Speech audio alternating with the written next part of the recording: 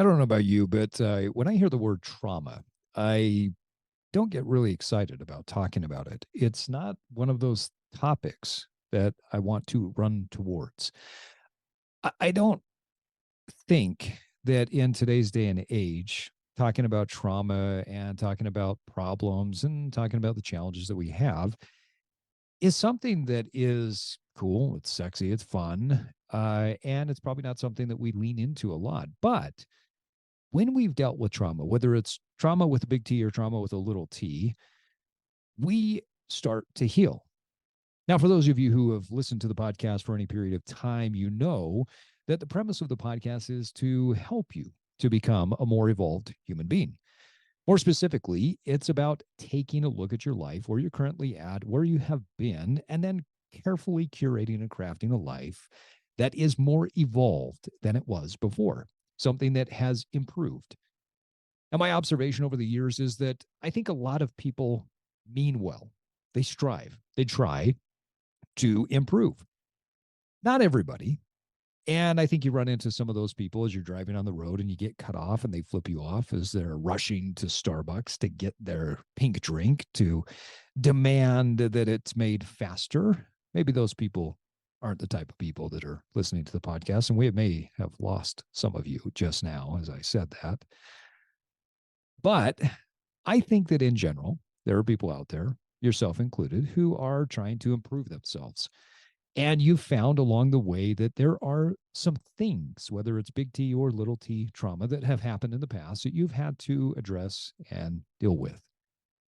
Now, as you know, avoiding dealing with some of your problems in the past is the best way to stay stuck. I read something recently that said that one of the biggest mistakes that we make as human beings is that we assume that our previous frame of reference, that the life we've lived is a great model to frame our future life off of. I don't know why that hit me in the way that it did, but it hit me to the point where I thought, wow, I need to pause and I need to take a look at how I have viewed just about everything in life and question whether or not my former frame of reference still makes sense.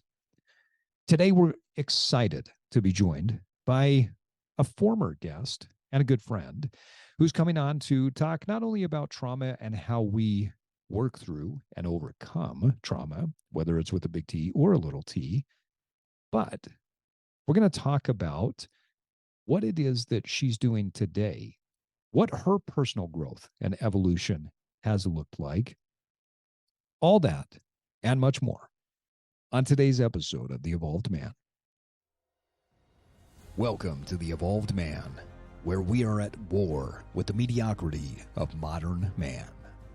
The Evolved Man is for men like you who are willing to be strong, open, and aggressive learners. Men who are not afraid to disrupt and change. It's time we ditch the current conventional idea that we devolve with age, that the dad bod is our destiny, and that the glory days are behind us. Your best isn't behind you, and I'm here to provide you with practical tools, a few tips and tricks, and everyday wisdom to help you evolve into your highest form. Strong, lean, smart, educated, and emotionally intelligent. Now, let's go to war.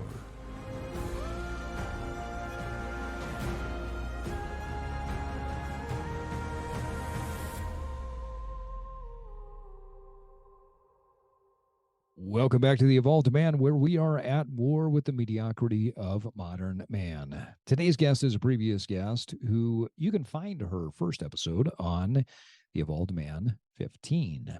She's a trauma coach, a massage therapist, a yoga instructor, a mother, and many more things, but just really an all-around great person.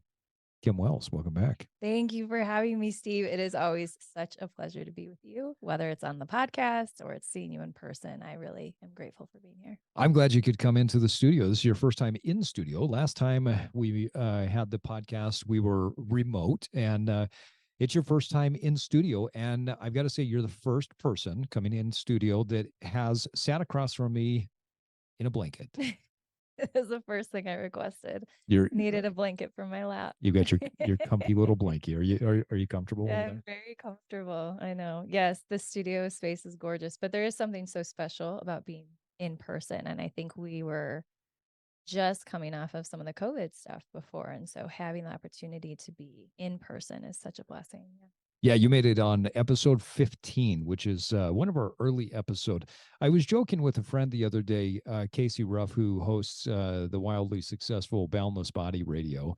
Mm. And he went back and listened to, I believe it was episode 2 that we did with our good friend John Cottrell, because John was coming on Casey's podcast.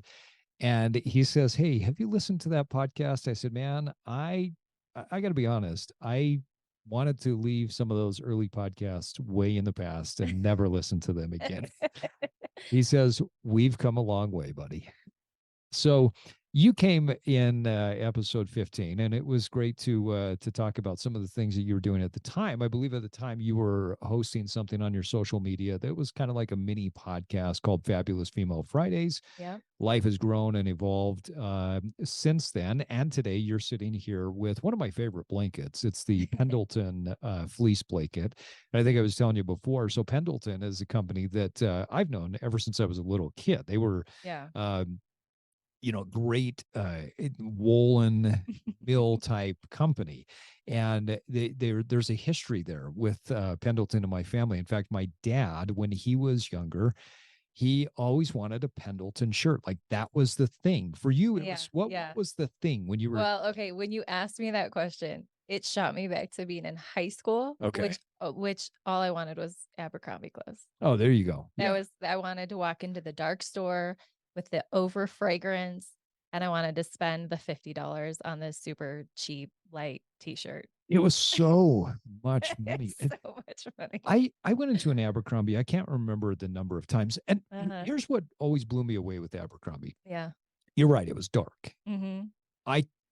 Why was it so dark? I can't figure out why it was so dark. No idea. But why was the fragrance at the level that it was at? I'd get a headache going in there. I remember a couple of times my wife and I going in there because Abercrombie, I'm a little bit older than you are. And so Abercrombie was not really my thing growing up. It was something that came out a little bit later. And I think I owned a couple of Abercrombie shirts, but Danielle and I walked in there maybe 2 or 3 times together. Mm-hmm. I got a headache almost every single time. Mm-hmm. And the scent would just overwhelm me. The funny thing about Abercrombie is years ago, it was an outdoor outfitter. So they used to make boats. They used to sell like all kinds of outdoor stuff. Well, Pendleton, same type of thing, outdoor stuff. When my dad was a kid, he wanted a Pendleton shirt. And I don't believe that my grandparents could afford it at the time, but I think my grandpa had a jacket or something that was Pendleton. So my grandma went out, bought a shirt that looked like a Pendleton shirt, cut the tag out, and sewed it in. It was pretty ingenious. So when did your grandpa find that out, though? Oh, I think he was in on the plan. He was in on the plan. Okay. I think he was in on it. And I think my mom and dad tried to do that to my older brother, and maybe both of my older brothers, because I mean, you know how it is when you're young and married and got young kids, you're not rolling in the dough. At least they weren't, and we weren't. So I think they tried to pass that off to my brothers. Or we would go 2 trips to Tijuana and just buy the knockoff stuff. Like for me, it was Guess or Gucci. I remember owning this fabulous Gucci watch when I was a kid, and it was anything but Gucci. And it was not Gucci. No, it was Tijuana. I remember going to New York and getting some great knockoff things off the street, and it's super fun. But I think it is interesting. There's something though, when you said that, like, what were the things that you were interested in? When I look back on that time, it was, and I think I put myself back in that mind. There was something so interesting about wanting what everybody else viewed as important and valuable. So even though if my mom could have the conversation, my mom was like, this doesn't make any sense. I can buy you 3 shirts at this other store and they're probably better quality, but I wanted the name right across my chest, and I wanted to fit right in, and I wanted to be cool like all the other kids at school. And It's just really incredible sometimes that those things that we really can be a status symbol, whether you're, 15 and you're in high school Yeah. or we're older as adults, like those things. And like, it's more of a curiosity. Like, I get curious with myself. Like, why was it so important? Why did I want to just blend in so seamlessly? Why was that so valuable to me then? And like, how does that translate to us now? Yeah, it's an interesting psychological experiment to go through and to question why did we do that, but then what are we doing right now? Mm-hmm. Um, I, I I had something funny pull up on TikTok, and TikTok's probably become my favorite platform to play around on just because of the way that the algorithm works. Yeah. It pumps out more and more and more stuff relative to what you watch, right? Yeah. So I get massive amounts of cooking information or funny kids saying funny things, Yeah. or I've been dying on this guy that just randomly walks up to people and passes gas and just stares at them in It's the eye. just terrible. And so then I get more of that, which is horrible, but My son it is makes me laugh. my son is 7. That's something my son does. Good, He just good. did that to me last night. Like, turned around and passed some gas and was giggling so hard, and I looked at him, I was like, "You just," he's like, "Whoever smelled it, tell," like, he just thought he Yeah, was the yeah. funniest little kid ever. Well, just know that so he's 7, I'm 47. So 40 years later, it's still funny. TikTok the other day showed a video where it was yeah, a man and a woman that were dating, is what it Mhm. looked like. And she said, "Hey, what's your favorite Christmas movie?" And the guy says, "Oh, Die Hard." And before you tell me that it's not a Christmas movie, and she interrupts him, she says, "Well, no, no, no, no. I don't really care. I just didn't realize you were lame." And he goes, "Oh, yeah, totally. I'm super lame. Yeah. Wow. I didn't realize you had nothing going on in your life. And you were probably going to tell me that it's a Christmas movie because of this and this. And you probably are saying that so that it makes you be perceived as kind of edgy. Yeah, you're right. I really do have nothing going on in my life. And I do want to be perceived as edgy. And I just say that because I don't think anybody's going to remember me when I die. And this is my way of Mm. sounding important. And I died laughing watching this whole skit. It was just like this honest internal monologue, right? If we Yeah. didn't lie to ourselves, this is what would come out. And we all have that throughout life, right? When we were kids, we're probably not as aware of it as we are when we're older. That there are things that we do to gain acceptance in a group or in a tribe, and there are things that we do to make ourselves feel a little bit better. Now, I believe that some of those things started when we were younger, and some of those things come about as we pick up experience in life. Tell me, what is it? Now, you work with people helping them to overcome trauma, right? Yeah. Yeah. So, talk a little bit about how you're helping people to coach them through that. Walk us through just a little bit of the process that you're going through. Yeah. Well, I think with most of us, we just have there's life on us. And I think sometimes I specifically remember, being in college and studying psychology, and I've just I love the way that the brain works, and You I have your love bachelor's in psychology, yeah, right? that's Yep. what I went to school for. And but I was always so drawn to it because I love the way that people think on all different levels and all different capacities, just the power of the mind. Even your son and I, with the way we think Yes, about with the how the way fart jokes are yes, hilarious. yes, I Yes, really am thank you. curious as to why. It's a No, boy thing. You'll never understand it. that's the boy thing.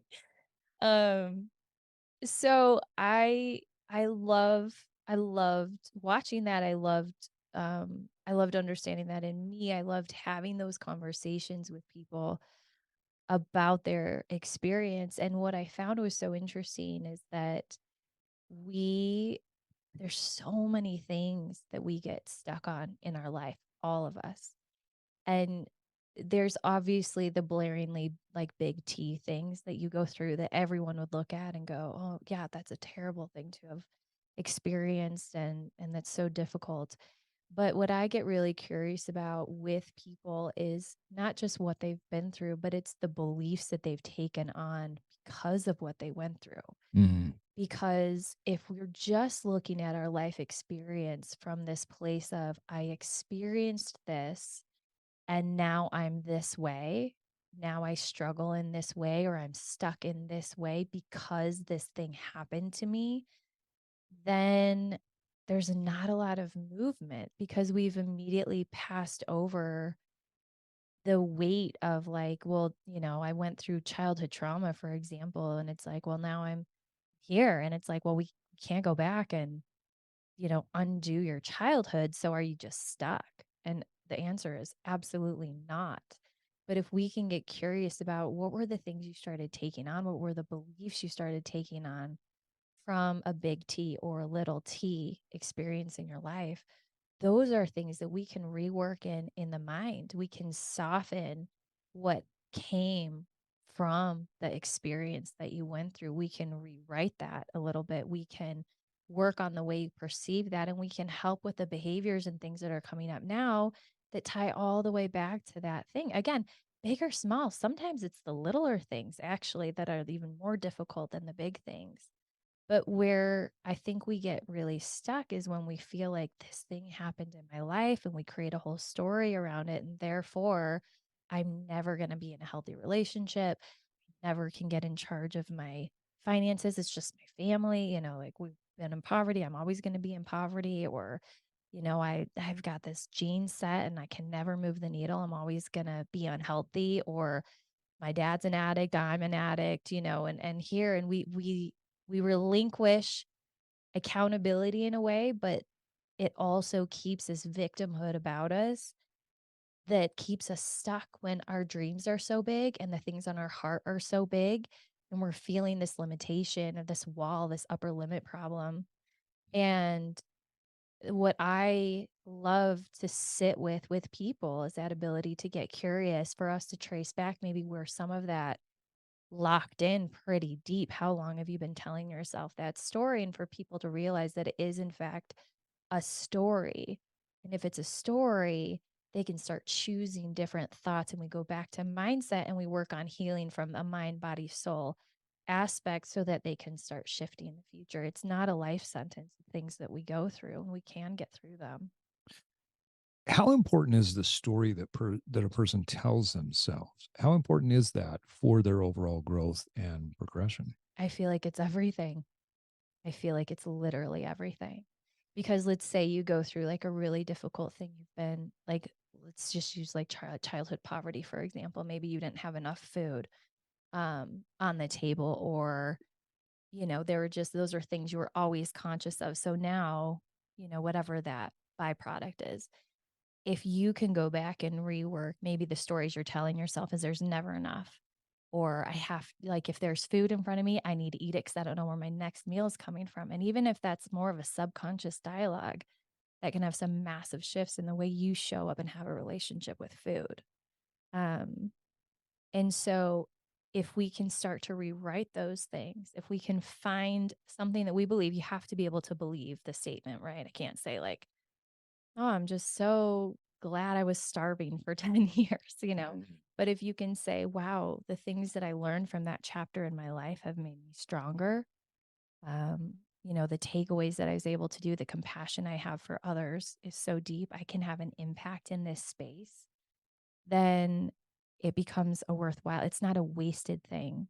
I don't believe you necessarily have to be grateful that you went through it. Some people believe that. I don't necessarily think you have to say like, "Yeehaw, I'm really glad that kicked my butt."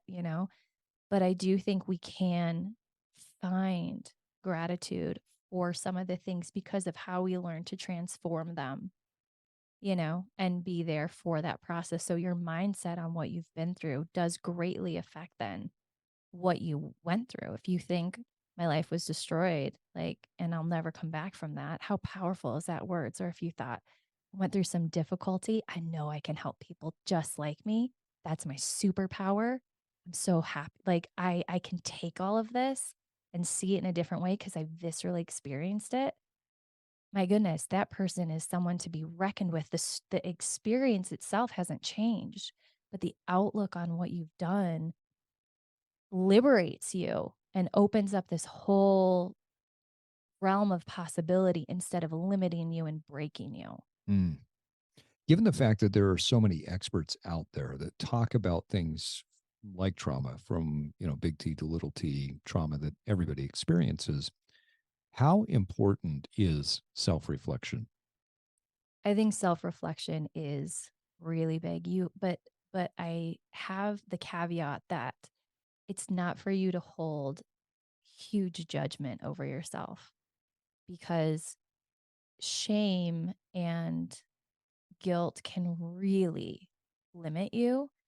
It can also be a motivator in the right way if you can recognize, How you know, so?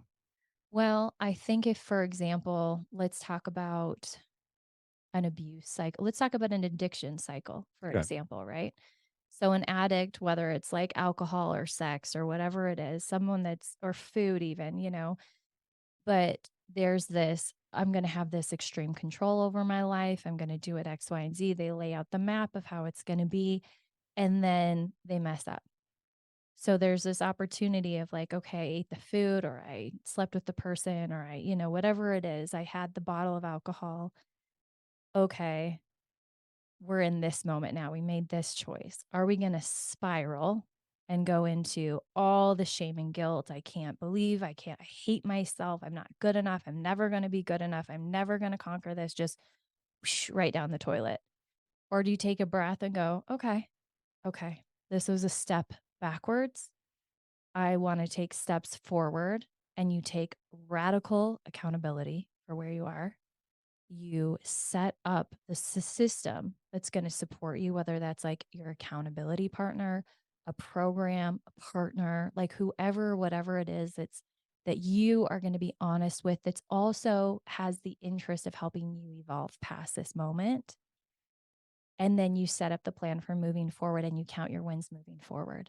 Mm. It's not saying it didn't happen, because again, like the addict cycle is typically is that you relapse, and then you hate yourself, you blame yourself, you're terrible, all these things. And it's such a painful emotion to sit in. Then you immediately just white knuckle it and go, okay, it didn't really happen, or it's not that bad, or it's no big deal. I'm going to pretend like it didn't happen. I'm just going to white knuckle moving forward and pretend that they're not both the person that has this commitment to growth and the person that had a setback and is going to move forward.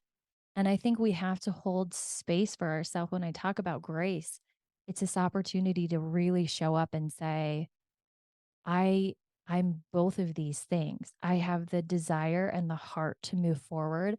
I also have to be really honest when I do take a step back, and I need to get clear with myself so I can invite the systems and the people and the support that I need. That's not a weakness.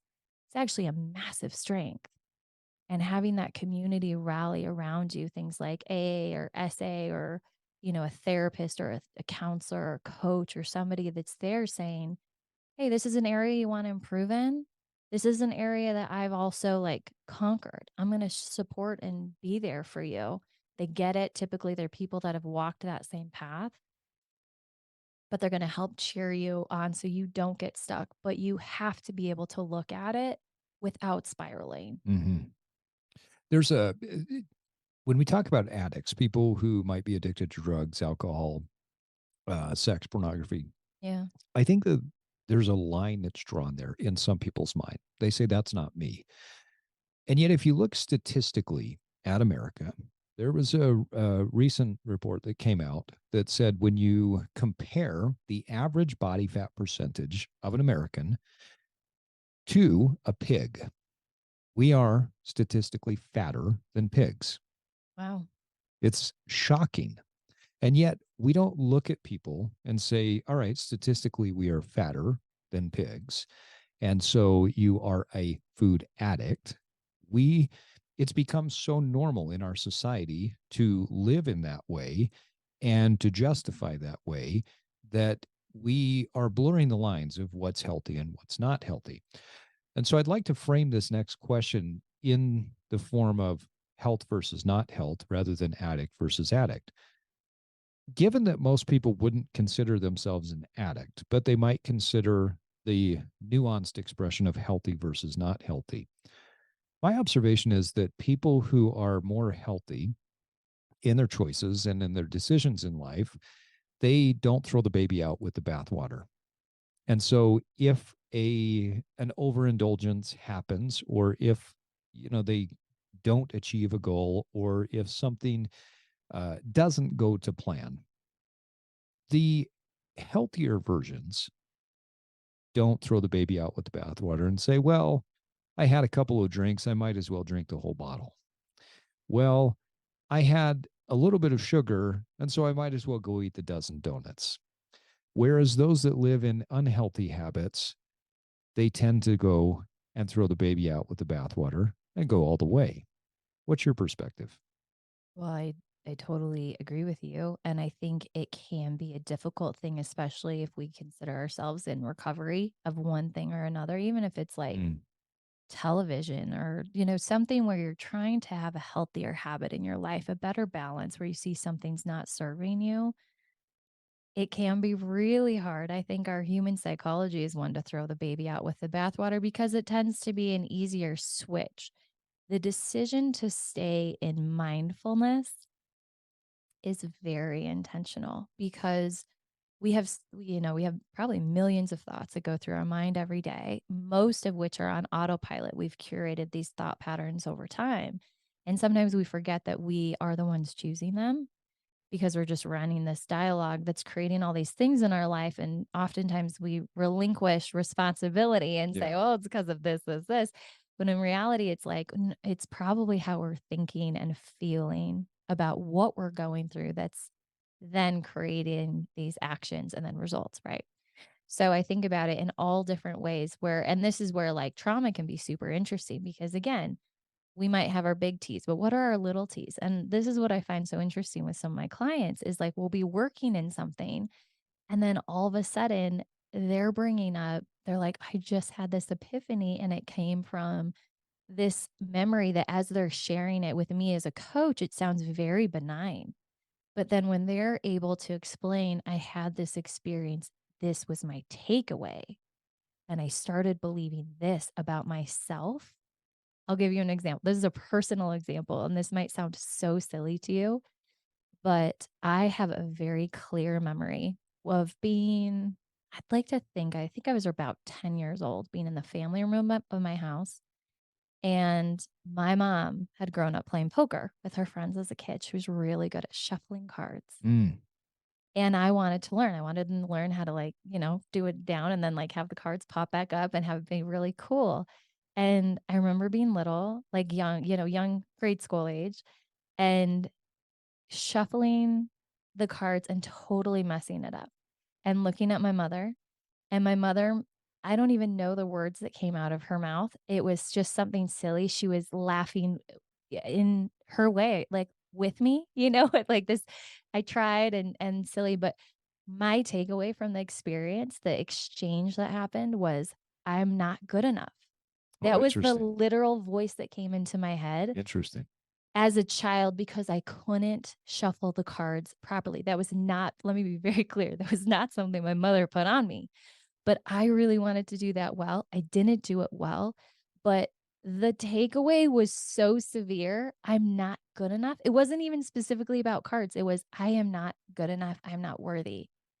And I remember coming back down after everyone went to bed that night and sitting there and like trying and trying and wanting to get it so that I could feel some of my worthiness back. Now, again, silliest example ever, right? But that was something that I took with me and then started to translate into the way that I was performing in school, into other things in there. But it started to be a story I was telling myself. If I couldn't execute something perfectly, if I couldn't, I was really into singing and performing. If I couldn't sing the song as good as I thought it was supposed to be, if I couldn't, dance as good as the other girls in my dance program, then I just didn't wanna do it because then I'm not good enough, and if I couldn't do it perfectly, it wasn't good enough, and like, talk about throwing out the baby with the bathwater. If you're quitting dance at an early age, or you don't wanna practice the piano because 'cause you're not a concert pianist overnight, Right. right? Like, but I think we all have kind of our versions of that, of where did we start getting stuck or we refuse to indulge in something, like something maybe we would be really excited or passionate about, because we had this inner dialogue that we weren't good enough to do it. I think a lot of that starts when we're young, doesn't it? Yeah. Maxwell Maltz talks about this in his book Psycho-Cybernetics, where uh, there's a story of a person who had become a top wrestler and who ended up even winning the Division II NCAA championship. But the story that he told himself was it was Division II, it wasn't Division I. And when I went to Division I only took seventh place. I believe at an early age, and an early age, let me just clarify. That doesn't mean it has to be 5 or 6 years old. I truly believe that men and women in their 30s and 40s and sometimes even 50s, it's still an early age for some of them to process information because they're not pausing and they're not looking at things in a different way and take on a belief in a situation that is not necessarily related to that, right? Your mom didn't mean to tell you that you weren't worthy or you weren't smart or whatever it was, right? Oh my gosh. She's done everything in her power to make me feel smart and Right. empowered. And Right. yeah. I remember one day I was shooting baskets and I was talking to my dad about how I wanted to be in the NBA, and he said, "Well, you have a lot of other talents," and he was helping to guide my thought process towards something that was very practical for me, and he was starting to point out things that I did really well. The way that I took that at the time was that this guy was telling me that I was never going to achieve my dream of being an NBA player. And I was upset and sad because of that. But anybody that looked at my tiny 5 foot, I don't know what I was, maybe 5'5". I think when I'm fully grown now and have shoes on, I'm close to 5'8". But nobody looking at my tiny body at the time would have said, "Oh yeah, that guy's destined for the NBA." And he didn't mean anything negative by it. It was actually a very positive thing. But in the moment, something hit me in a very sad way, like a door in my life had suddenly closed. Um, Fortunately, I was able to pause later on and think, well, that's not what this was all about. And it actually became a very healing and a very eye opening thing for me to look at things in a different way. Right. So, Kim, when you think about these experiences that we all have, that we are tying some sort of belief, some sort of declaration to an experience that doesn't necessarily have to be there. This idea, this philosophy that you're not good enough because you couldn't shuffle the cards. I think it all starts with observation. How do people pause and start to observe and really question those beliefs before they get too deeply embedded? Yeah. Or sometimes after they're deeply embedded, like some storylines have been going on through people's minds since they were kids. And Mm, maybe it's been 7 months, 7 years, 7 decades, even, right? And yeah. we still get to show up to these things. We still have that opportunity for healing and overcoming. And a big part of it does come down to, I liked your word, observation. And that can come in a lot of different ways. Obviously, like therapy and coaching is amazing to have another person in the space that can help you kind of process through. But I think even on your own and in your own way, journaling can be a wonderful way for you to start to just get curious and observe. Be the outside observer to our thoughts. We're so emotionally tied to the things that we are thinking. And oftentimes it's just allowing yourself the space to realize that Yeah. your thoughts are not you.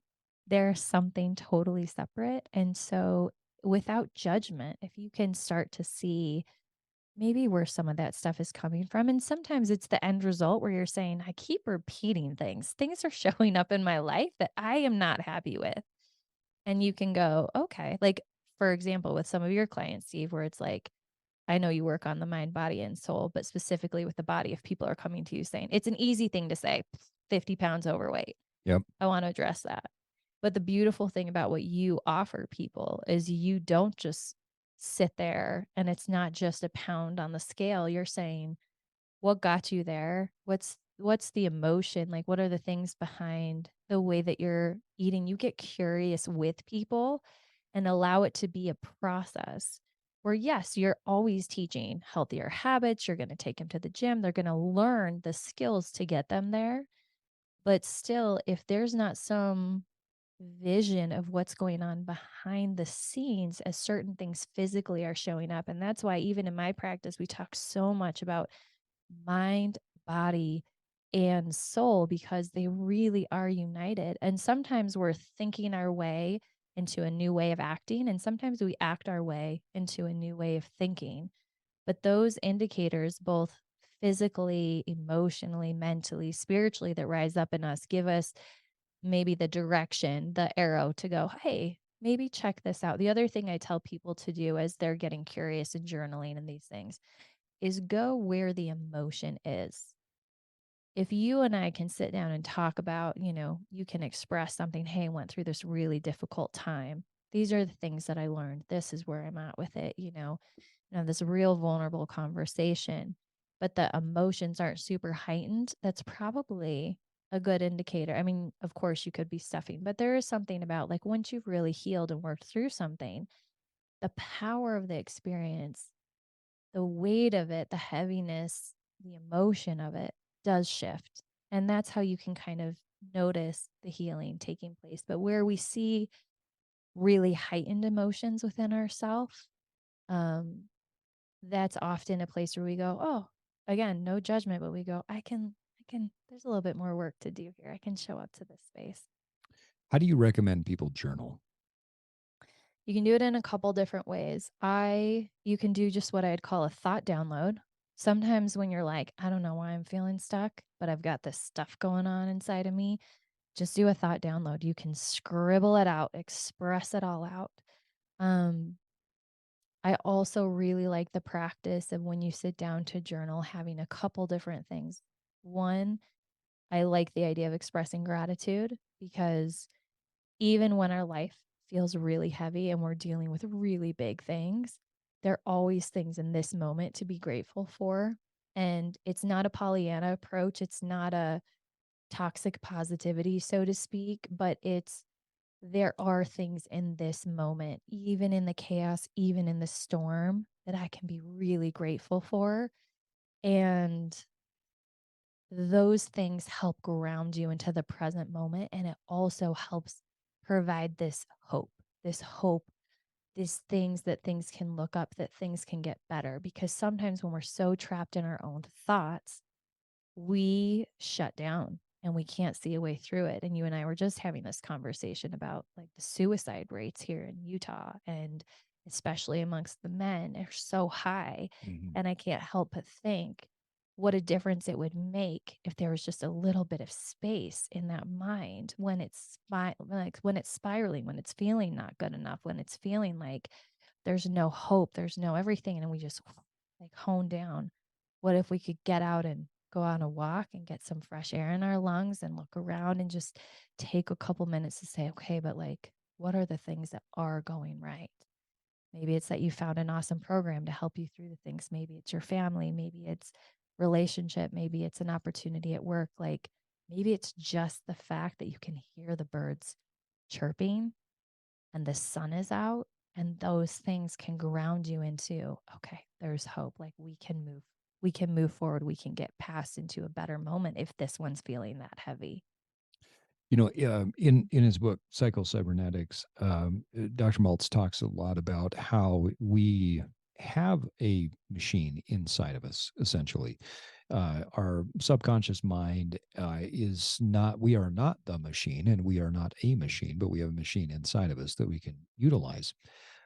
I have constantly told my kids that every time they have their face staring at a screen, they are being programmed. They're being programmed to think a certain way. They're being programmed to feel or not feel a certain way. Oftentimes, I think they're being programmed to just be numb because the constant input that's coming into them doesn't leave any space for emotion or feeling to be there. Yeah. The constant programming is something that I believe leads to men and women not knowing the difference between a thought that was implanted or a thought that is their own. As people journal, how do they get to the point where they realize this might not be my thought? This may not be my belief. This might be something I just picked up because I've watched too much social media and compared myself with other people. Yeah. Um, Chase, well, let's see. A couple of things. Mindfulness is huge. I think you have to spend quiet time with yourself every day. That scares the shit out of most men. I know. I know because and you know what's so interesting is that there is such a different culture for men and for women.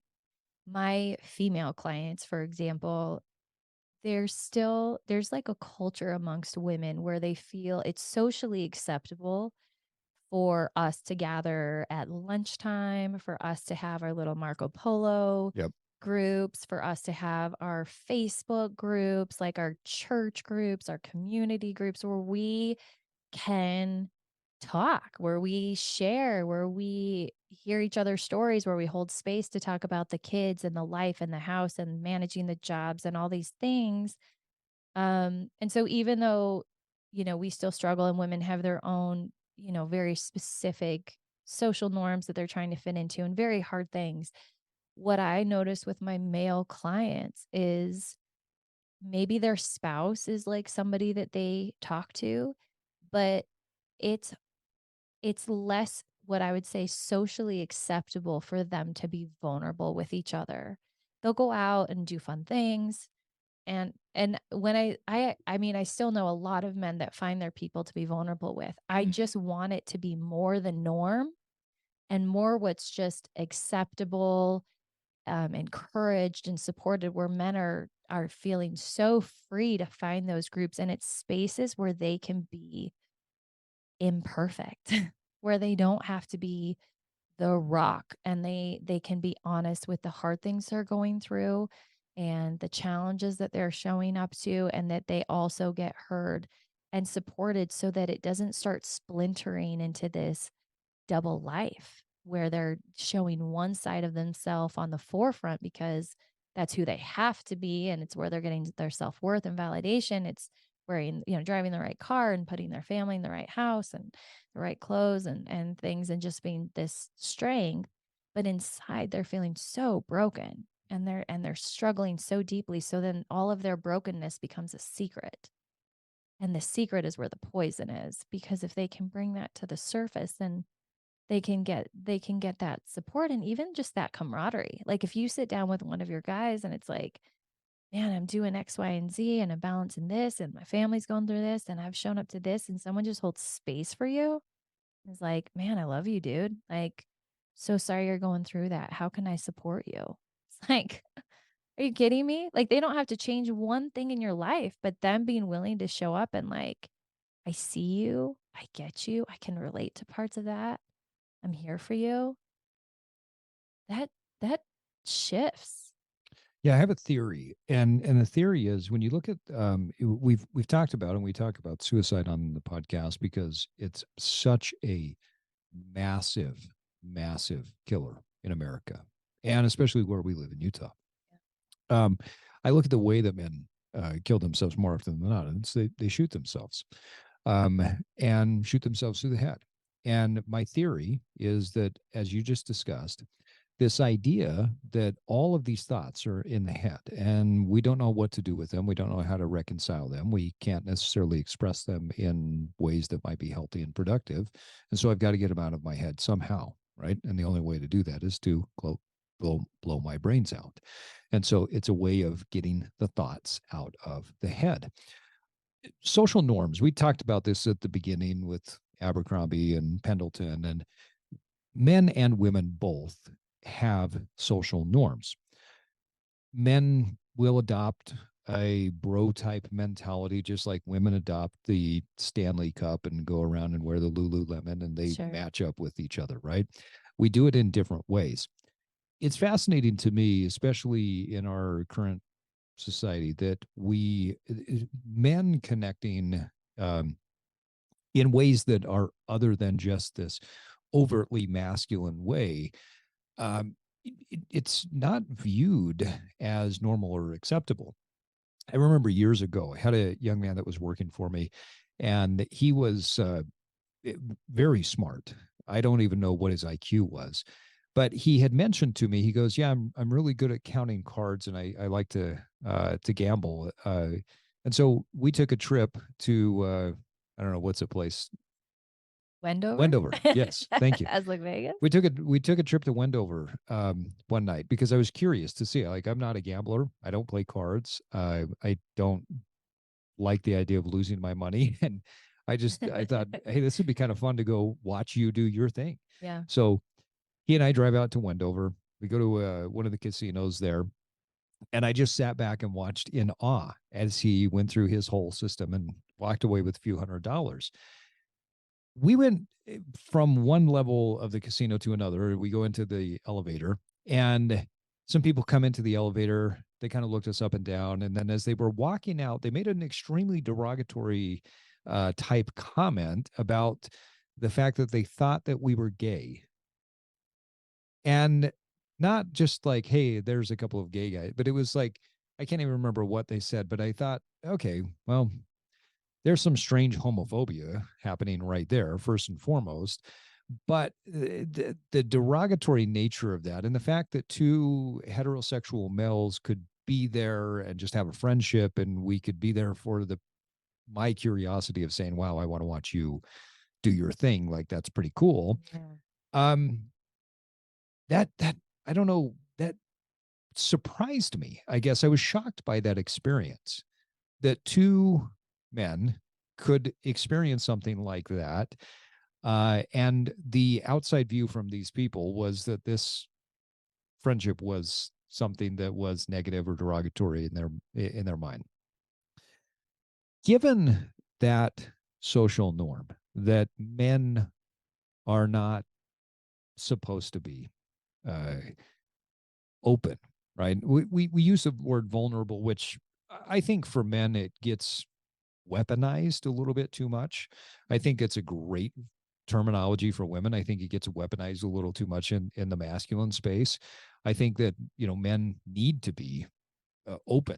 I'm very open with the people that I am friends with. We are very straight talking with each other. Yeah.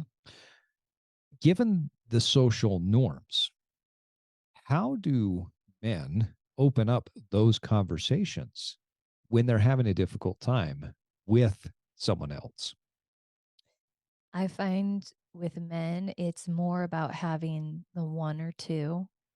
I think all of us need at the same time is like having one or two people to like open up to. But women tend to be, like I mentioned, we just tend to be a little bit more communal. Mhm.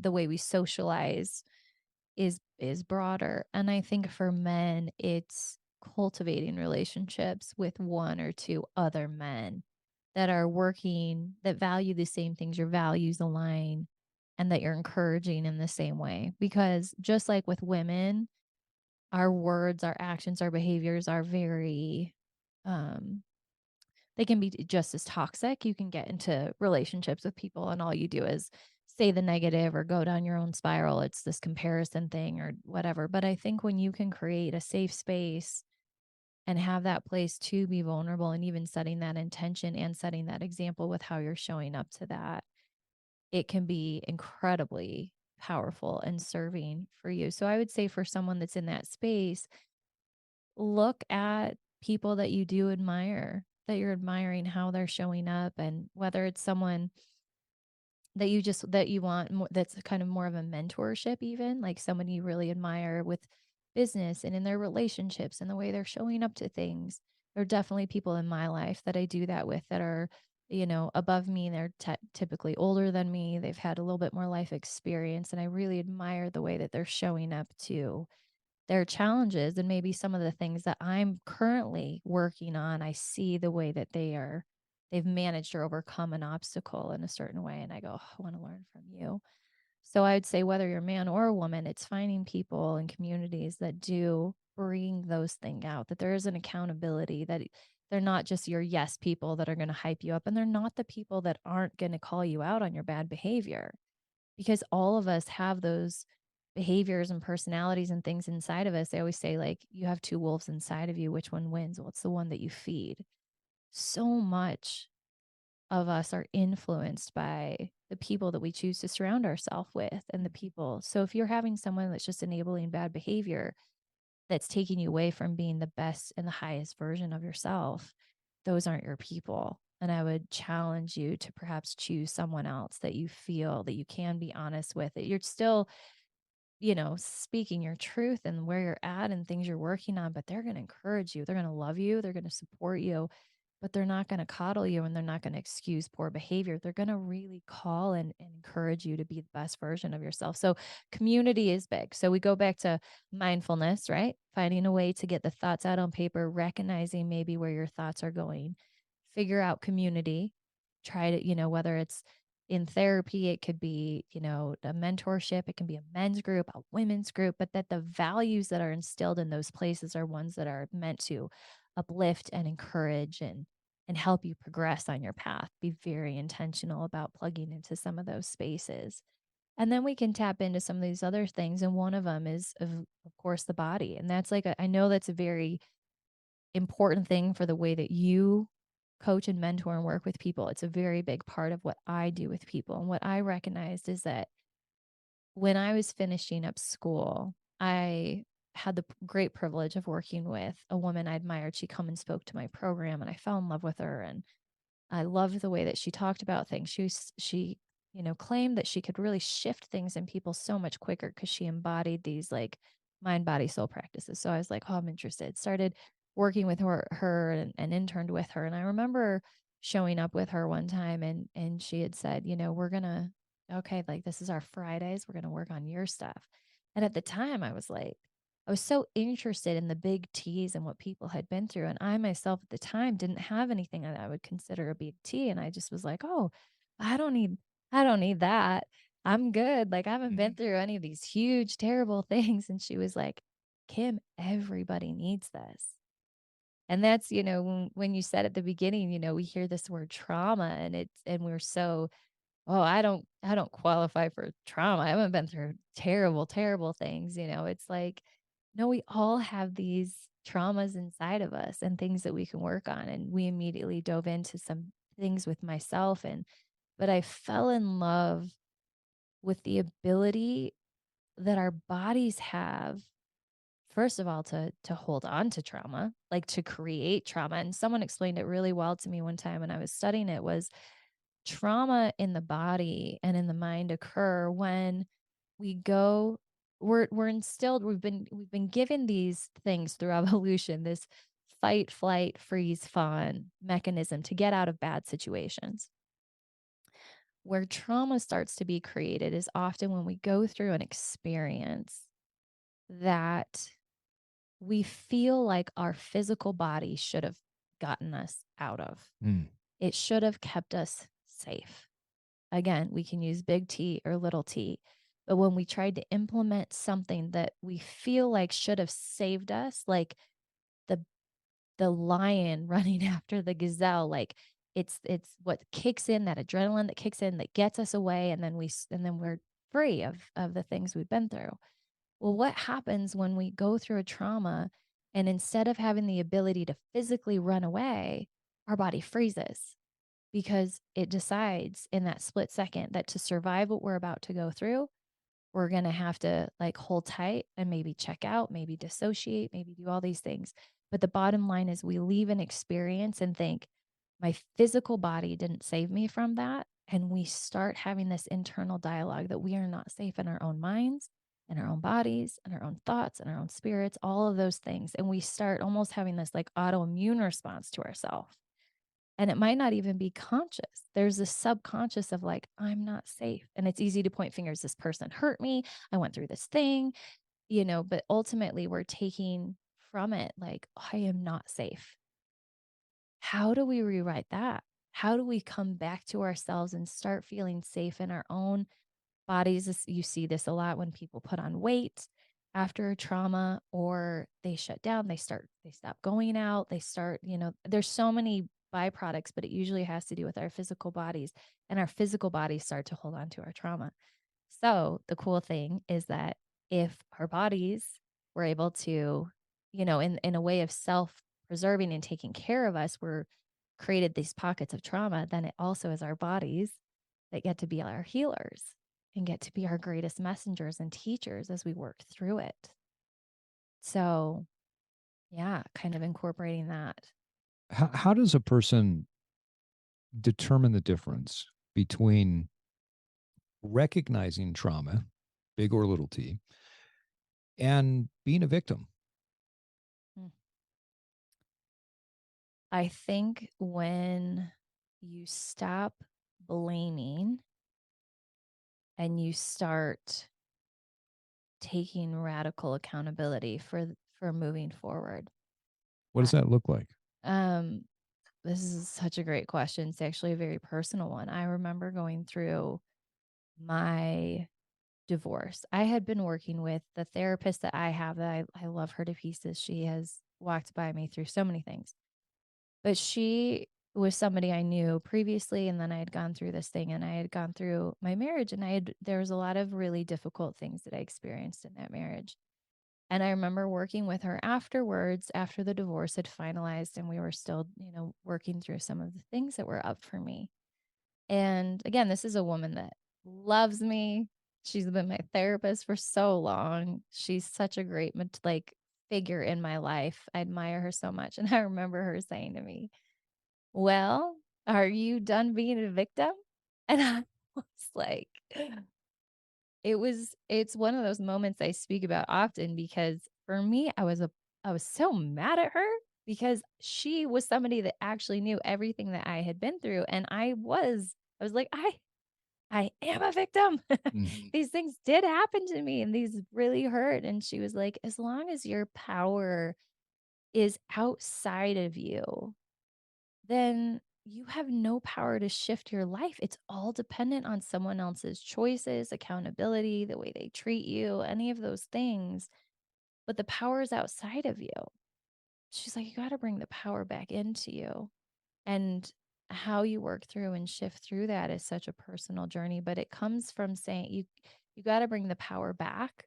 And even though what hurt you can be outside of yourself, your healing is 100% inside of you. It literally has nothing to do with someone else, whether they stop our behavior, whether they make penance for what they've done, whether they've gotten a jail sentence for what they've gotten, even though we want, a lot of those things to happen in some of those dark situations, we have the power within ourselves to have a fulfilled and loving and beautiful life.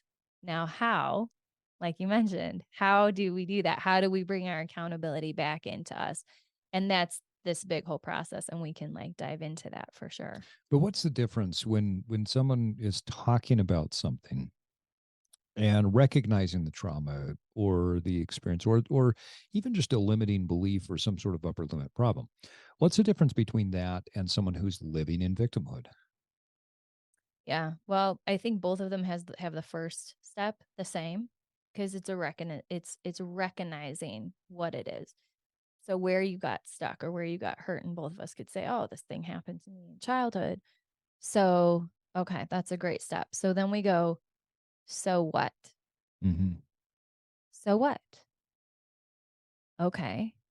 Well, so what? To one person, they're going to go, so yeah, so that's the whole story." And to someone else, you go, "Okay, so what? So this is hard for you. This is a trigger for you. It's so good to be aware of those things. Okay, now how do we show up to overcoming this? Mm-hmm. How do we show up to working with your body, with your mind, and coming together so that these things don't have to be a big trigger for you anymore, so that you can take accountability? If your dad was a drunk, you don't have to be a drunk. But you can say, well, I drink because my dad and I can't, and now this happens. It's like, all right, so you have a genetic predisposition to alcoholism that creates all, abuse and disrupts your relationships and your health and all these different things. Okay. And yeah, maybe that sucks that your buddy next to you can take a drink and he's fine, but you can't. Mm-hmm. So why don't you take accountability for where you're at and where your limitations are so you're actually giving yourself freedom on the other end? Maybe you're at a stage in your life where you can't just have the brownie because you are going to eat the whole pan. Instead of having all the shame around it, just say, "Hey, this in this season, I don't get to eat this. I don't get to look at this. I don't get to do these things because I want freedom on the other end. If I need to set a boundary up with somebody so that I can have more loving thoughts towards them, then let's do that. Let's create a boundary. Maybe you were hurt from a parent and you're still trying to navigate that relationship now as an adult. But every time you're around him, that wounded soul comes out in you. It's like, all right, well, instead of blame, blame, blame, and just give them your soul, like, okay, where are the boundaries that you can set up with them? Let's input practical tools so that you can come back to your peace in this experience. And what's the lens that you want to have for the universe, for your experiences, for your future? And then let's align our actions, our thoughts, and our actions and our behaviors that are going to move you towards that needle. It seems like it's a radical acceptance of accountability, right? It's an acceptance of not only who you are, but how you think. And whatever it is, it just is. I'm the type of person where I grew up eating a lot of sugar, and I did it in defiance of a grandfather that was extremely physically and emotionally abusive to me. And so that was my big middle finger to him. And so throughout life, there would be these massive binge cycles of sugar. And so, as you mentioned, at periods of time, I've had to say to myself, eating the sugar, eating treats is just not something that's going to be a part of who I am right now because it doesn't work. I know that it will trigger and be a downward spiral, and I will stay on that for a period of time. Now, that's not the case all the time. And I understand that the power is inside of me, but I also accept the fact that it's part of me. That experience created part of how I am. It's the framework. I accept it. I don't judge it, criticize it. It just is what it is. Um, Gaining radical acceptance, I believe, is a very difficult thing for people. Oh, yeah. Coming back to the Abercrombie, coming back to the Pendleton, we all want to be a part of a tribe. Now, there are people out there that say, but I don't want to. I'm going to do things the opposite. And what those people don't understand is that they are a part of another tribe, the Yeah. X tribe. They're a part of the people who are fighting against what the norm is. They're going against what is what society is telling them. And they're still part of a tribe. And if you go back and look at any aspect of history where people tried to be X tribe, they all looked the same. Back in the day, maybe it was the white t shirt and the leather jackets and the greased hair. Or today, it's you go into the grocery store and I'm 150 pounds overweight and I have blue or purple hair. I'm going against tribe. So, how does a person who wants to evolve get to the point of radical acceptance? You got to disrupt. I'm using one of your favorite words Thank you. because it's such a beautiful word. And that's the way to do that. That was coached directly from you. You have to be willing to get uncomfortable. Because human nature, human psychology is one that we will choose a known hell over an unknown or uncomfortable heaven Yeah. every time. Yeah. Every time. And if you don't recognize that, just think about the times where you've decided you're going to have a shift in your life in one way or another, and you're on your path and you do it and you have something come up and it immediately rips you from your progress and you drop right back down into what because you knew it. You get back in a bad relationship or you go back to your old habits or whatever it is because it's the devil you know. Yeah. Okay. So I think you have to recognize that in healing in any of its forms, it's going to take time and you have to learn to get to get comfortable rather with the uncomfortable. And that can be trained in you in lots of things. Like I see people do that with taking ice baths. Mm-hmm. You know, they're choosing to put themselves in a very uncomfortable physical situation to challenge themselves, mind, body, and soul, for health reasons, for, for mental reasons, for all sort. There's great benefits that come from it, but really there is this like disrupt what's happening, what you're cycling through in order to bring about like your new normal. But the new normal is very uncomfortable for a long time. It can be. I should say it can be. I'm specifically working with trauma survivors right now that's like they have this been in this heightened sense of trauma for a long period of time. And so retraining their brains and their bodies to come out of that fight or flight where they're not reliving their trauma through their dreams and through their daily experiences is a process, and it's having grace for the process and learning to get comfortable with the uncomfortable. Yoga was another great way to do that when they put you in these really uncomfortable, deep stretching positions that are deeply uncomfortable and you're having to hold them for several minutes at a time. Mhm. It's giving you the opportunity to breathe and know that you can show up to these difficult things in your life. It will end. You're not going to be in this forever, but you're training your mind to know that you can withstand the discomfort instead of immediately going to numbing behaviors and thoughts that pull you right out of that presence. Do you, do you ever think about that our desire for tribe, our desire to belong, sometimes gets in the way from our path of progression and evolution? And let me back up and give a postscript to that question. I've always believed that everyone's growth and progression happens at their own time and in their own way. You mentioned ice baths. I can't remember the first time that I had the desire to go get cold, but I was very young. And I thought to myself, sitting in a hot tub looking out at all this beautiful snow, oh, that'd be really cool to jump out there in my swimsuit and just lay in the snow. And I did. And then I would go back and forth and back and forth. And this is way before the internet. And we did live in Utah. We don't live in some Scandinavian country. And then later on, I learned that this was some sort of health practice that people in Scandinavian countries had figured out was a good idea. Yeah.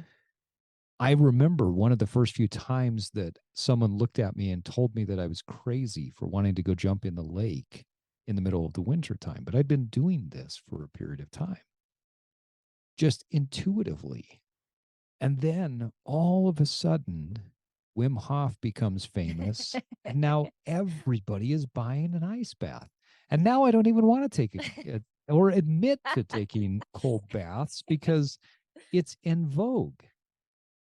Now, I bring that up because I'm a big believer that our growth and our path and this idea of disruption needs to be something that we do on our own, meaning that we find our way. Now, I the other day I thought about writing up a social media post, and I may still do it, saying how much of a hypocrite I am and how much of what I preach to other people I don't practice. Because the what I do practice, if people were to look at it, they'd look at me and say, "You're crazy." Until like 10 years later, and then they're like, "Oh, that's really cool." Right? All Because the cool kids are doing it. yeah, one someday you've got to call Casey Ruff and ask him about the time that I convinced him to go to the lake. We were staying at my cabin, and I said, "Let's go to the lake and let's go jump in the water in the middle of the winter time." And he's like, okay." And he thought I was joking. And then when we went and did it, he thought I was the craziest guy in the world. Now everybody in the world is doing this type of thing, right? The point is, I believe that everyone has their own path. I believe that everybody has their own timing. I believe that people have to disrupt and move in certain ways that are right for them. I believe through creativity, through intuition, through tapping into the spiritual, ethereal side of who we are and tapping into the greater wisdom of the universe and what's out there, that we can find that path much better. than listening to some talking head on a social media app that tells us to start taking ice baths or whatever it is. Yeah. I'd love to get your take on that. Yeah. Your question being, what's your deep question? How do people find their path rather than just going on with whatever trite, contrived, or prescribed Yeah. exercise is in vogue at the time? Right. Someone asked me the other day, what do you think of colostrum? You know what colostrum is, right? Well, what the first milk essentially, right? Yeah. Okay. Yeah. Do you know how many times colostrum has been in vogue? It's in vogue again. People are taking colostrum again. I've not heard this. It's been about a decade and a half since it was in vogue before. It's in vogue now.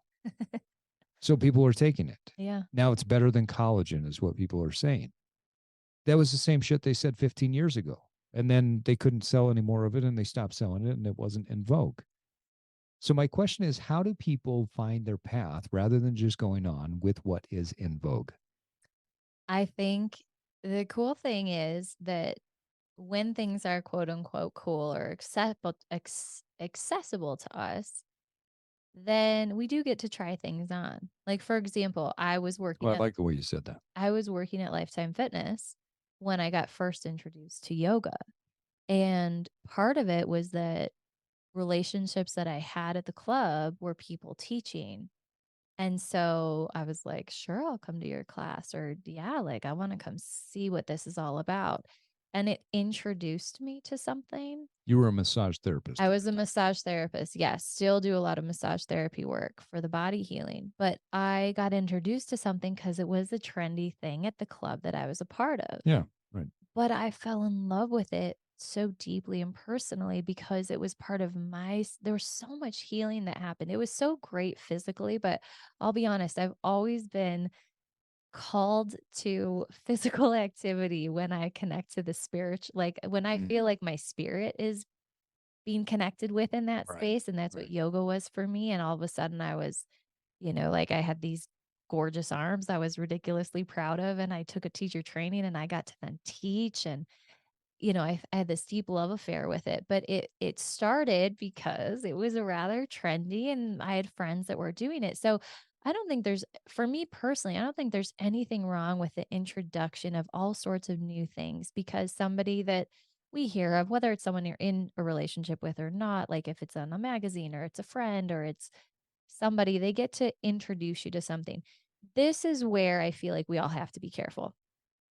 Like you said so beautifully, other people's paths are not our path. And sometimes, whether it's the religion, the church that we go to, it's Hmm. the spiritual practice, it's the way we do our physical activity, like, oh, you have to do cardio. No, you have to lift weights. No, you have to eat keto. No, you have to be a vegan. Like, there's so much contradictory voices out there. It can get really overwhelming. And even in conversations in our close community, sometimes can be no, you need to take my path because my path is the way. Right.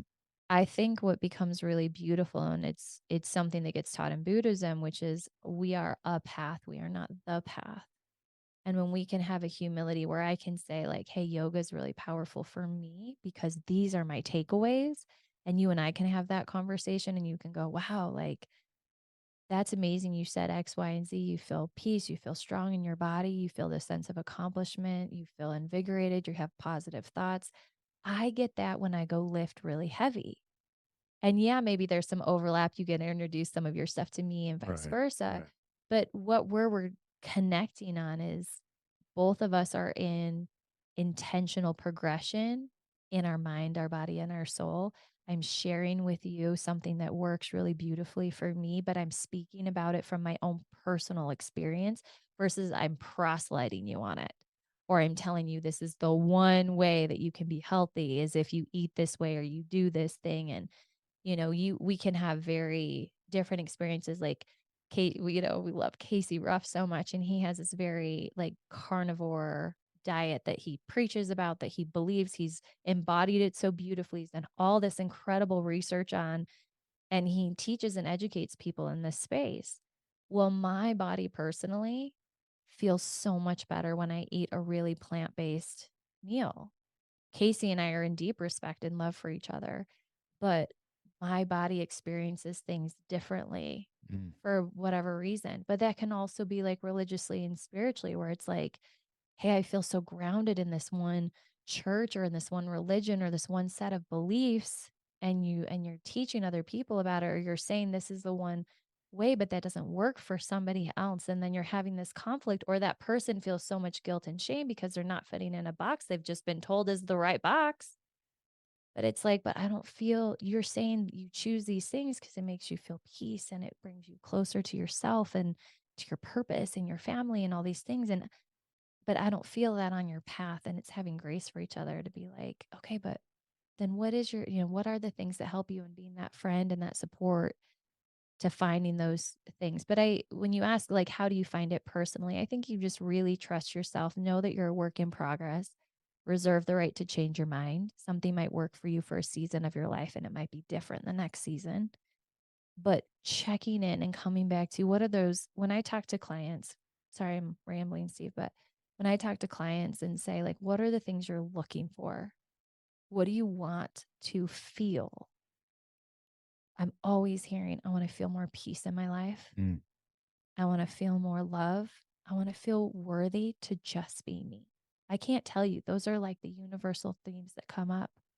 It's like, all right, then if that's your guiding North Star, how do we help get you there? What's the undoing we need to do? What's the healing in the body? What's the spiritual thoughts? How do we connect you to your divine, whatever that looks like? Everyone's so personal. How beautiful is that? Like, whether it's nature, or it's universe, or it's God, or it's Jesus, or it's Buddha, like, I don't care. But what is it that works for you? What's the imagery that works for you? Let's connect you there and help you start to feel that worthiness just for being you, just for being you. So I don't talk about this often, and this is probably the first time I think I've ever said this publicly outside of talking to a couple of friends about this. But there was a period of time, maybe 2, 3 years, where I went through a very dark, negative period. Um, I hated humanity. I didn't like people in general, and I had a very negative outlook on human beings. I had left a religion and I had changed and moved into a different path in life. And it was an interesting journey, right? Intellectually, it was interesting. Spiritually, it was interesting because I felt led internally to a point where I said, this is the path that I need to go on in my personal life. I know it goes against the way that I was born and raised. I know that it goes against the way that everybody else in my tribe at the time was living. But I felt like it was the most integrous and authentic way for me. When I left that, the hatred, the negativity, the vilification, the gossip, the, you name it, that was laid upon me and laid upon my wife, and put me into a situation for probably 2 or 3 years where I went very dark and very negative towards other humans. I did everything possible to remove myself from interaction with other people. And yet at the same time, I also knew that I was on my path. The question I constantly asked myself is, why, if I'm moving on the path that I believe and feel like is the path for me, would I then be vilified by other people who are saying the same thing? It's the path that they feel like is right for them, even though it's not, their path is not my path. Yeah. Why was I being vilified? And I'm not sure if I spent time in victimhood or not. I know I spent time in anger. What I learned from that time, though, was something that I used to teach quite often in leadership situations. I had someone ask me once, Steve, how do you trust other people?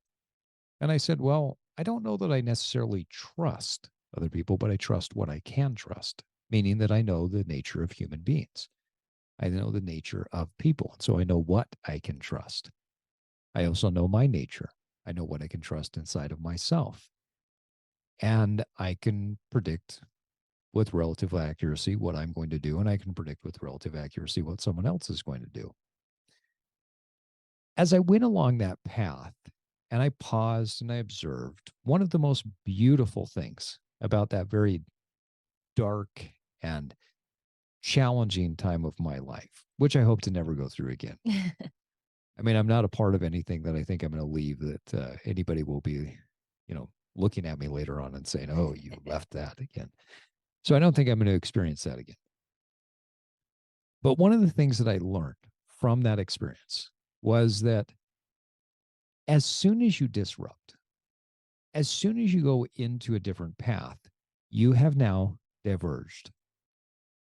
And there is no going back in terms of you have chosen your path. And there will be certain people who will watch you and judge you harshly and negatively. And there will be other people who will watch you and pay attention and say, wow, I respect and admire what you've done.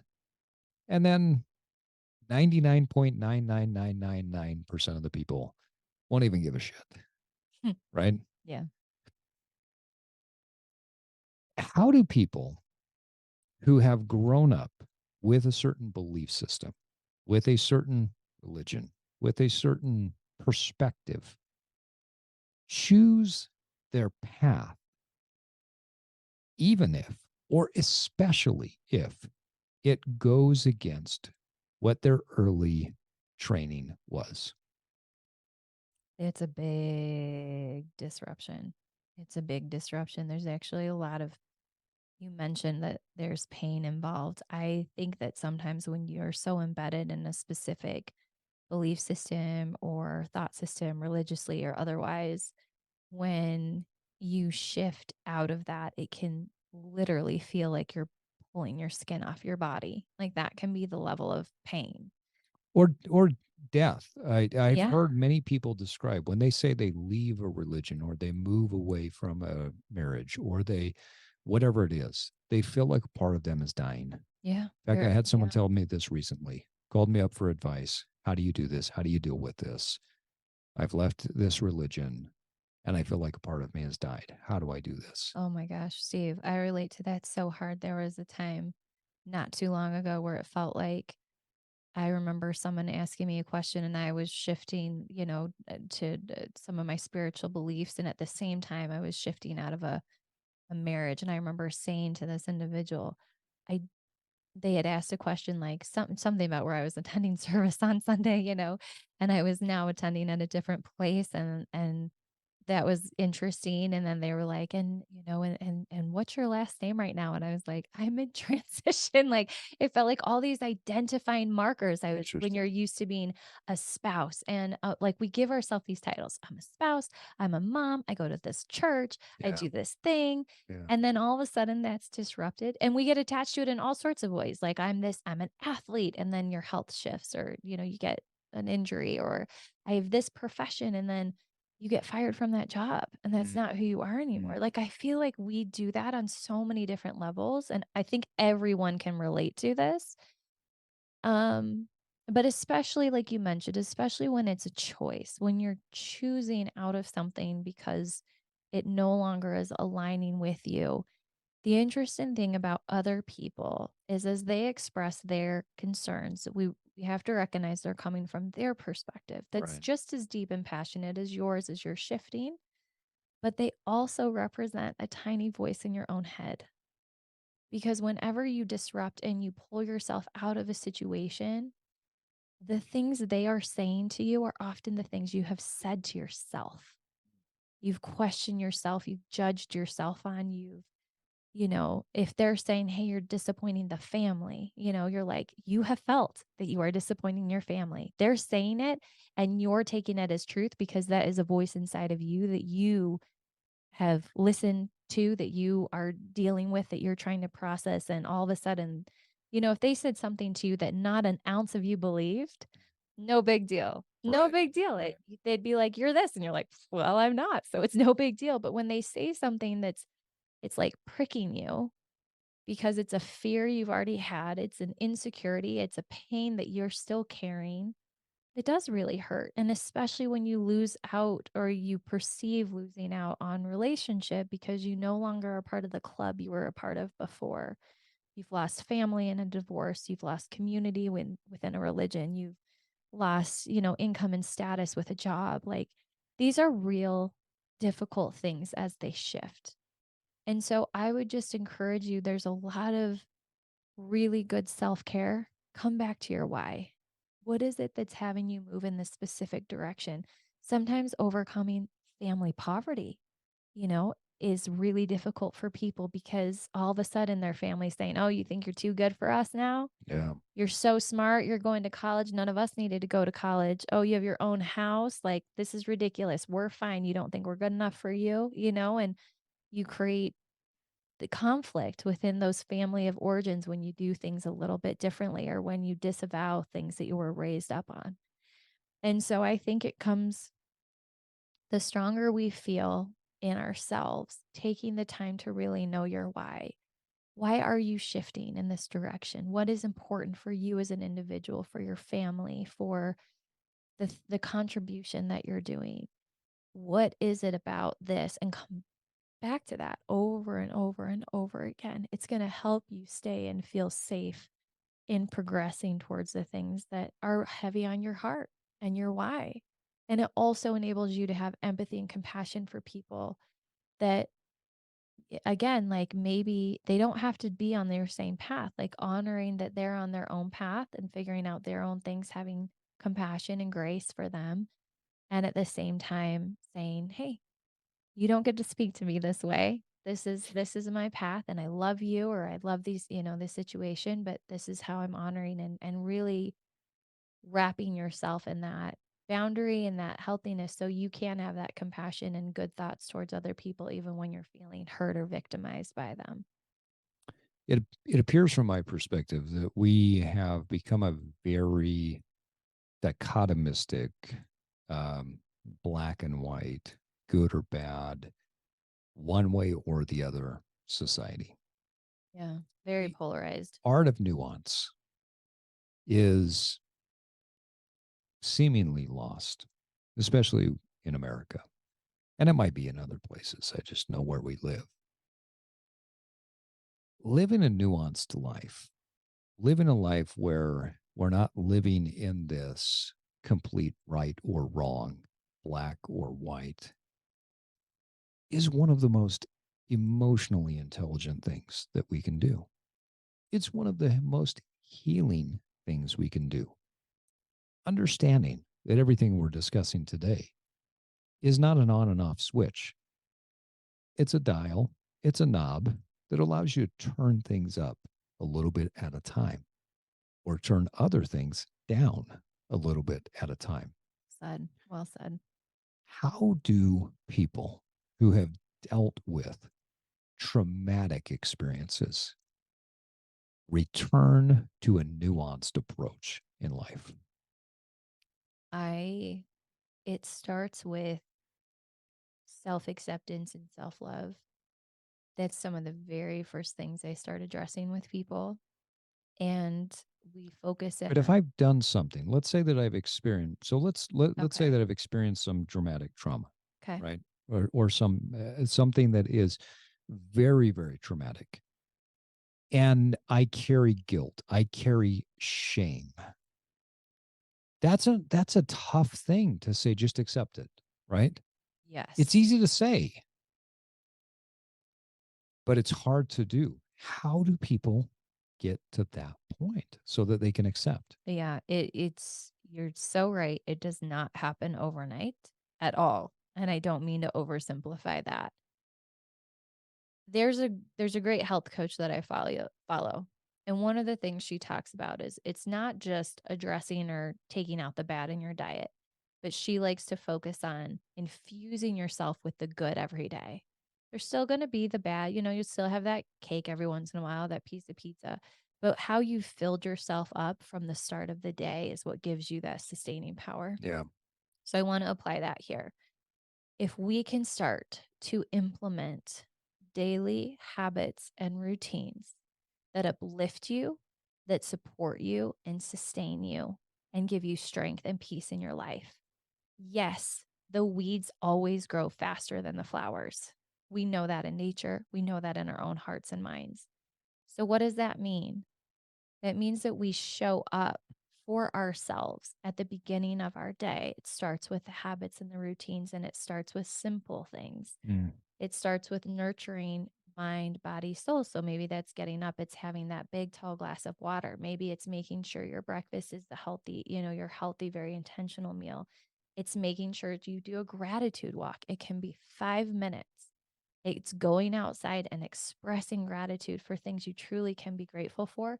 One of my very favorite things to work on with people, and I'll tell you, it's one of the toughest for people who have experienced deep trauma, is mirror work. It's doing positive affirmations and saying in the I am in the mirror. They're looking themselves in the eyes. We're so habituated in these patterns of looking in the mirror to make sure like we're not looking at ourselves. We're making sure our hair We're is not making eye done right. contact. We're not making eye contact. And Right. usually we're having a very critical lens Right. because we're just trying to see what's wrong, minimizing that as much as possible Yeah. and getting out the door. What I ask of people is to sit there and I want you to actually make eye contact with yourself. And I want you to say, I am smart. I am capable of change. I am healing. I am worthy. I am worthwhile. I am valuable. And going through just a couple of those things, it's going to feel very strange. It's going to feel very uncomfortable. I'll tell you, so many of my clients get stuck right there, and it's really difficult for them. But when you start pouring in more good into your life that gives you more peace, that gives you more healing, that gives you a better perspective, that grounds you into there is hope, there is good things to be looking forward to. Some of your best days are still ahead of you, and they start actually believing that, you can just take off with that. Well, and I think it's an important thing when you say that when they start believing it. I've heard people say, "Well, you need to believe it." I'm not sure that I agree with that. I mean, the reality is, if someone were to come to me and say, "Hey, Steve, how do I get into better shape?" and I map out the details for them, well, I don't believe that. I don't really give a shit whether you believe it or not. The science is what it is. Yeah. Well, if you do those things, you're going to get into better shape. If you don't, you won't be. Your opinion doesn't matter.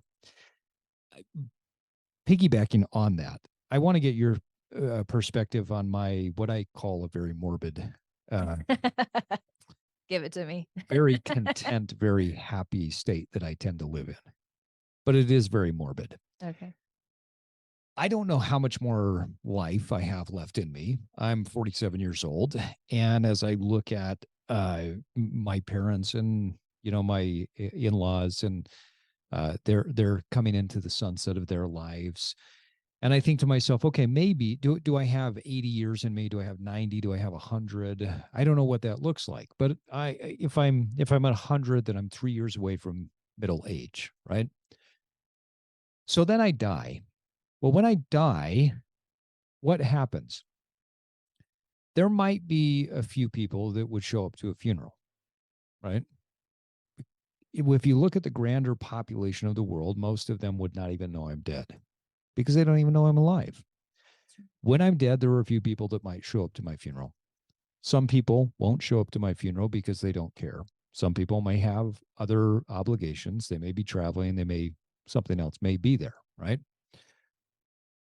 A few weeks go by, a few months go by, and I may be thought of every once in a while by a few people that might be close to me, my kids, maybe other people that I used to interact with from time to time. A year goes by and I'm largely forgotten, except at certain moments, certain times. So the other day we were at the University of Utah football game, and I love going to Utah football games. And I looked over at the handicap section, and I had a moment of sadness because my cousin, who used to sit there in his wheelchair, he had cerebral palsy, and I would see him there often. He passed away about a year and a half ago, and I only think of him every once in a while.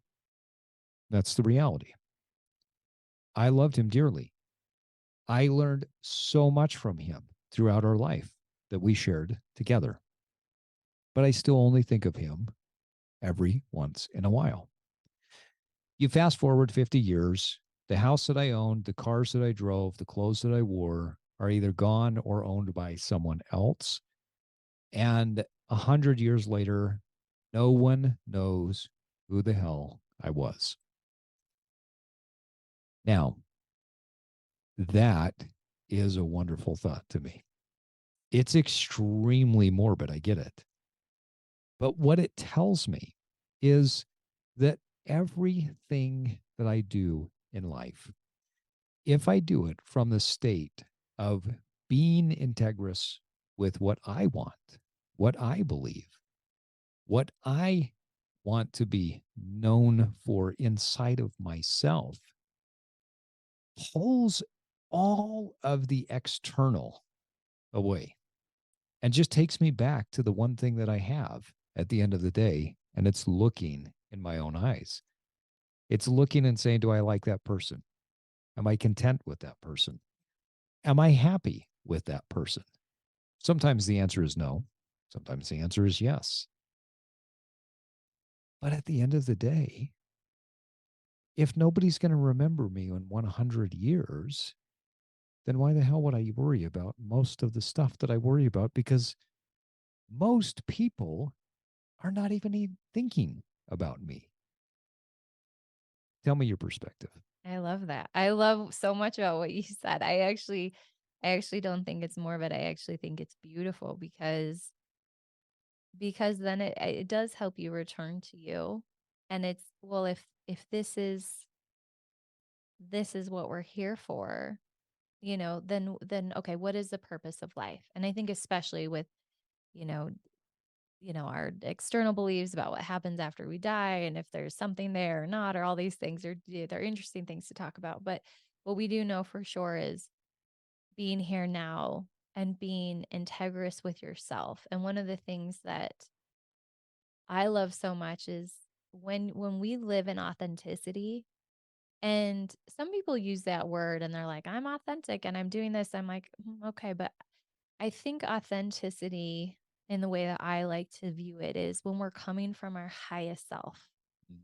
When we're coming from our highest self, we are blessing our lives and we are blessing other people's lives simply by choosing to be rising up, choosing to have this wanting to move the needle to be the best version of ourselves. And that doesn't mean being flashy. That doesn't mean you have to start your own podcast and have your own company and do all these things. Those are such beautiful and personal choices. But you get to be the difference of first yourself. You have to fill your own bucket up first, always. So that's creating self love. That's creating, being proud of who you are, those type of things. And that's cultivated through keeping our word to ourselves, through honoring ourselves. Like there's so many beautiful things. But then I do think when I look at the life around me and what I've lived, one thing that always stands out to me that I find really fascinating, you just talked about like a perspective that is very fascinating for you. I have found myself the giver and the receiver of humanity's best at different stages of my life. I have been at the bottom, being carried or pushed up by other wonderful souls around me. And I have been in seasons of my life where I have been the one on top that have been extending a hand and supporting other people. And so when I think of what do I want the legacy of my life to be, again, no one probably is going to know who I am in 50 years after I die, 50, 100 years, right? Like your posterity is shifted and no one has memory of you. But so that brings me right here and now where it's okay, if I have one more day, a year, 10 years, 20 years, whatever it's going to be, what is the thing that's going to spark joy in my life? And it comes down to the one. I loved that. I love that story of the little boy walking on the beach and throwing the starfish back Yeah, in the ocean, right. and You would love that I do story. love that story. It's That so sounds that cheesy. sounds like the cheesy thing that you would But absolutely Steve, love. I love it so much because I have been the starfish in somebody's hand. Yeah. And I'm so grateful. And I just feel like if we can keep pouring goodness into this world, if we can make the difference for the one. I love what Oprah Winfrey says. She grew up in a lot of trauma. And, people always ask her, like, okay, like, what was your vision board? And like, did you know how to do all these things? And she's like, I didn't have any skills or knowledge and mindset and creativity. That was not part of my childhood experience. So, how on earth did she get to where she is? Right. She said, though, but every day I showed up and said to the universe, to God, like, Mm. use me. And I just feel like if we can keep showing up, you have your power and your voice and your passion and things that you've really cultivated and magnified in your own life. You get to then in turn share that with the world. I have very unique gifts for me and that have been both, I think, what I was born with, and also because of some of the difficult things I've been through, I've been refined in a way that now is such a passion inside of me, and that's how I want to give to the world, is like from my unique voice. I'm not gonna be everyone's cup of tea. I'm not gonna be the best coach for everybody. And but there are people that my specific perspective or the way that I view healing is gonna be a blessing for, in the same way for you. There's a very unique and beautiful way that you show up to masculinity and to healing and to mentorship within a female and a male community that's blessed so many people's life, myself included. And it's your sincere and unique signature and gift to the world.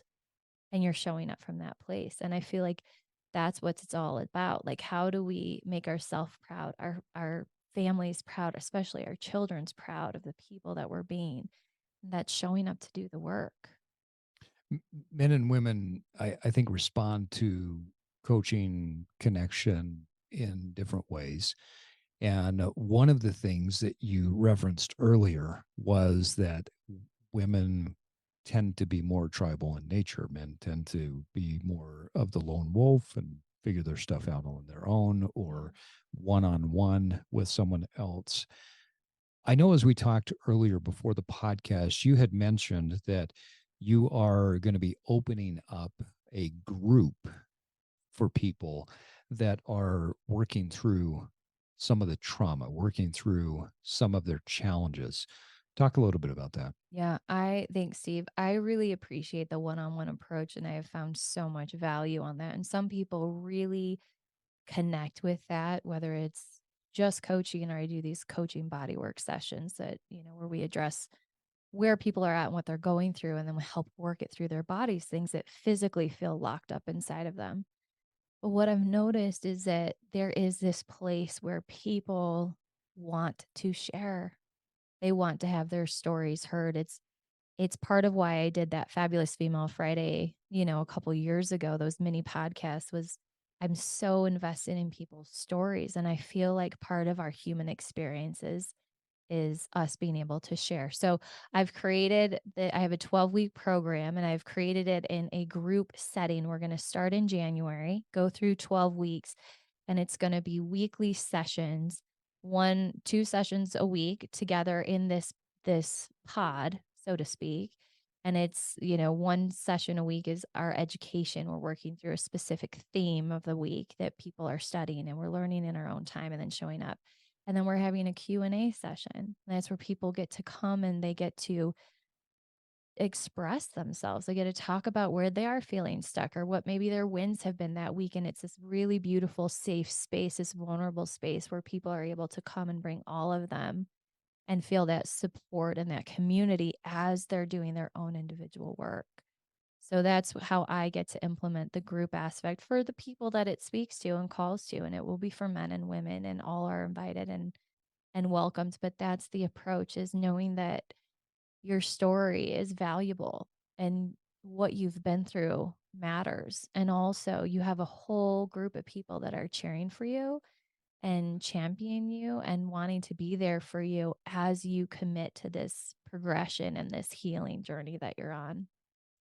I'm not sure that this is factual or correct, but I think the first time I learned this statement, it opened my eyes, and it's something that I've observed often throughout my life. Stephen R. Covey years ago said that aside from food, water, and shelter, and the basic physical needs that we have, that the number one need that a human being has is to be understood. That's why empathy is so important. And sometimes sharing your story with other people can help you to realize that your story is not what you think it was. And getting that echolocation, so to speak, of sharing it with other people can give you a different perspective on your story. Stories we tell ourselves are powerful, they are what push us forward or keep us stuck. So I love the fact that you're opening this up to people so that they can share their stories with others and provide a space that allows for that empathy. Yeah. Kim, talk a little bit as we start to come to the end and wrap this up about what you're personally doing to disrupt and evolve. That's a good one because I have literally, if you guys don't know, Steve and I have known each other for a long time, and we've been able to rub shoulders in many different capacities. One of which has been Steve being my own coach in working through some of my physical things. And then when I think of disrupt, I literally can visualize Steve texting me and telling me that I have to physically go out my door and do sprints outside and physically disrupt what's going on in my body and in my soul and my healing journey. And so every time I think of that, Stephen, I'm so grateful for you. When I think of disrupt, it does, to me, it's taking myself out of a habitual habit or pattern or something that's not serving me in this space and time.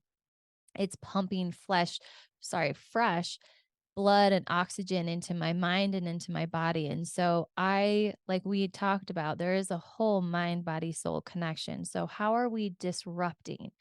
It's infusing and bringing positive things into my life. And so one of mine has been choosing like physical movement that really serves and works with me to get my body going. And when I feel stuck, I have to do something. For me, it's walks are my big thing, and I always go out and I have a gratitude walk because if I can choose gratitude perspective, it it puts a different lens on what I'm working on, whether it's something in my business or my personal life or my home life or parenthood or any of those things. I'm feeling stuck or having resistance, or I can't quite figure out what my next steps are. Not necessarily what the end income is or the end outcome is, but it's like, what are my next steps? The clarity comes by first expressing gratitude and getting my body moving. I increase my heart rate, my breathing gets really dialed in, and I start shifting those things and expressing, outputting gratitude. And literally, if you were one of my neighbors, you'd probably laugh because most of the time I'm saying it out loud as I'm walking. You're one of So those people. I'm one of those people, but because there's a physical aspect to it and I like my body, like the words coming out of my mouth.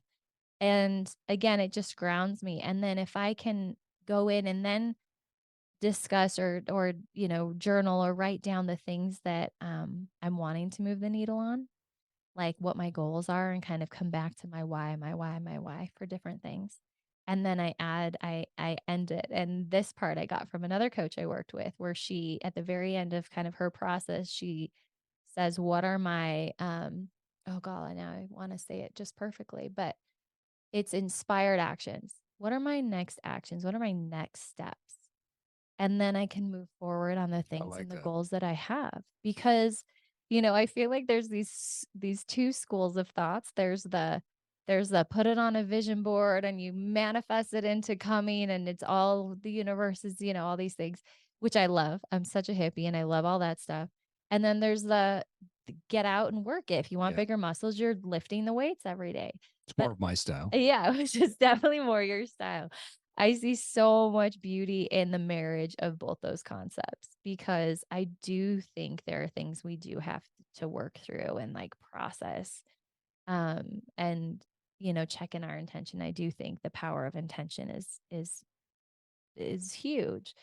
Yeah, But if we're couldn't agree not more. if we're not aligning it with a change in behavior and action, like you can dream all day long that you'll have X, Y, and Z. Most likely it won't fall into your lap. Abs don't happen from thinking about it. Yeah, you gotta show up to that. So I love the marriage of those two things. And those are things I try to implement in my own life and my own journey. Because you guys, whether you're a therapist or you're a coach or you're, a leader, we're all human and we're all on our own journeys and we're implementing these tools right alongside of everybody else. And so showing up to the things in our own life and moving the needle in the season and the things that we're being called upon to face, I think is just the journey of this life. And it requires us to show up in full form with both of those things to create the life and the perspective of our life to find joy in each and every chapter. Beautiful. Yeah. Beautiful. Well, Kim Wells, thank you so much. I think great wisdom that you have shared with our listeners today. And on that note, folks, it is time for us to wrap up another episode of The Evolved Man. Kim, thanks again for coming on, sharing your knowledge and wisdom with our amazing listeners. If people want to connect with you, learn more about all the amazing stuff that you're doing, what's the best way for them to get a hold of you? One of two ways. Find me at kimwellscoaching.com or on Instagram, Kim Wells Coaching. Just slide into my DMs. I have my information. A lot of my information is on there, but you can book a 30-minute consulting call just free of charge. We can talk about the program and see what your needs are and see if we're a good fit. Love that. And folks, hey, remember, it does take time and consistency to evolve. But first, you have to disrupt. And now it's time for you to get out there and evolve. Thanks for joining me today for this episode of The Evolved Man. If you're learning from and gaining value from this podcast, please subscribe to the Evolved Man newsletter, where I can support you even more in your personal evolution. I want to help you reverse engineer your success.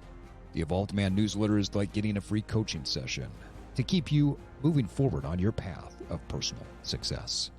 Go to theevolvedmanpodcast.com to sign up today. If you found value in this episode, you can give us up to a 5-star rating on Apple and Spotify and share it with your network. That's the best way to support the podcast so we can continue to get great guests and provide you with the best wisdom for your daily life. Until next time, keep evolving.